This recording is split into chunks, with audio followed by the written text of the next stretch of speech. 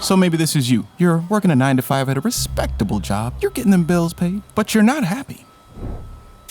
You got ideas, stories you want to tell, movies you want to make. You've got a calling to do something creative. But every time you think of pursuing that calling, something stops you. Maybe it's lack of money, lack of time, lack of connections. You know, these are just excuses. The real reason, it's fear. Fear of failure. If I chase this dream, am I gonna wind up broke and starving, living under a bridge somewhere in Georgia? This fear is what stops you. You've probably made some affirmations, gave yourself a few pep talks, and now you're wondering why none of that seems to work. Well, it didn't work because, it's bullshit.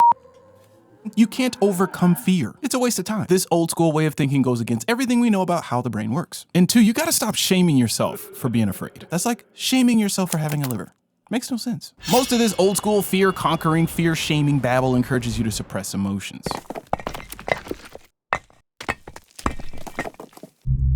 We don't want to do that. Causes more problems later. Bad form. Fear isn't just an emotion, it's an adaptive phenomenon. It's there for a reason.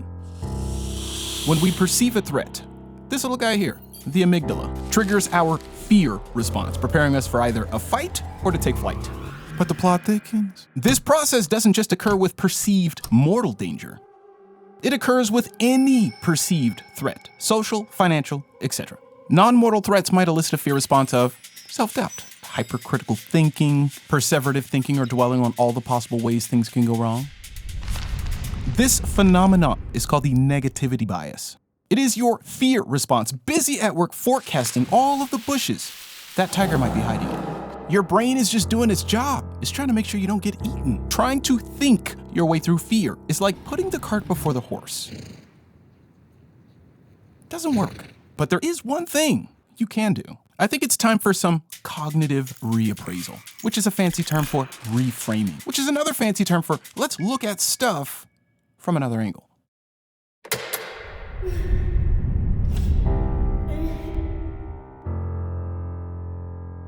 At some point in your wonder years, you were afraid of the dark. Mom and dad gave you pep talks about fear, nothing to fear but fear itself, yada, yada, yada. Did any of that jawboning do anything for you as a kid? Probably not. The only thing that worked, they pulled the nightlight out, they tucked you in, they flipped the switch, and they closed the door.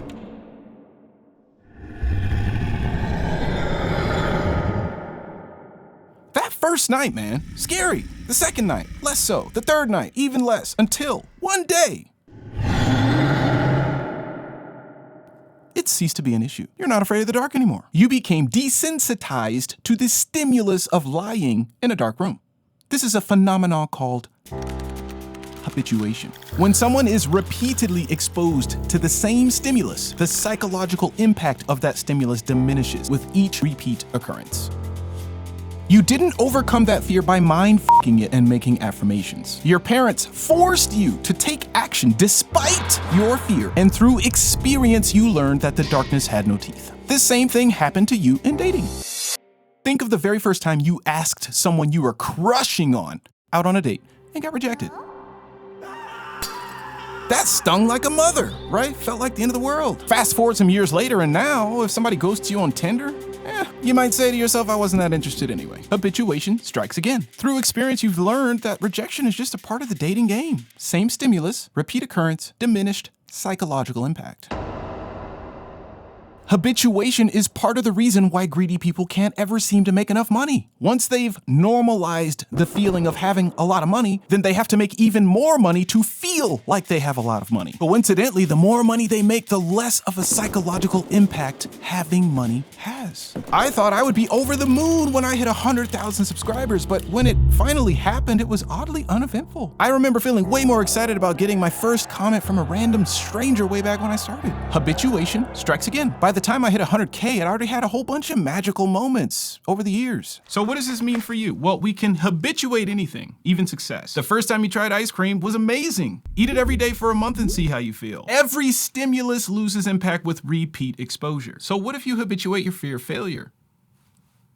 How do we do that? All you have to do to start the process of habituation is to take action. Just make lots of small baby steps. Do a little something every day that moves you a little closer to the goal. You're still gonna have all of those fears, doubts, and concerns, bruh. But the more you expose yourself to those fears, you diminish the psychological impact that your fear response has on you. Probably not the most eloquent answer you were hoping to hear, but I can say from personal experience, it is the only thing that works. Once you're like doing the thing, you'll be too busy thinking about doing the thing to think about all the other things. There will be plenty of occasions throughout your career that will incite fear. You're gonna have to step outside of your comfort zone more times than you can imagine. If we don't learn how to manage these fears in a healthy way, we're gonna have a rough go of it. The real goal here is to reduce the psychological impact that your fear response has on you. The only way to do that is to expose yourself to the very thing that you're afraid of. You've got to do it afraid. Walking with fear is like a muscle. You have to build it. The more reps you get at getting yourself to do things you're afraid to do, the easier it gets. This allows you to challenge yourself and take even more terrifying risks later on down the road. You've already managed fear several times in your life. If you did it then, you can do it again. The am I good enoughs, the people pleasing, the imposter syndrome, those thoughts never completely go away, but with experience, they get a lot quieter. Things will not go as you planned. They never do. But smooth seas do not create skilled sailors. You will always learn way more from your failures than you will your successes. I mean, how many times did you fall learning how to walk? Disappointments and setbacks, you just gotta look at it as a part of the game. It's just a part of learning. Do not let fear hold you back from your calling.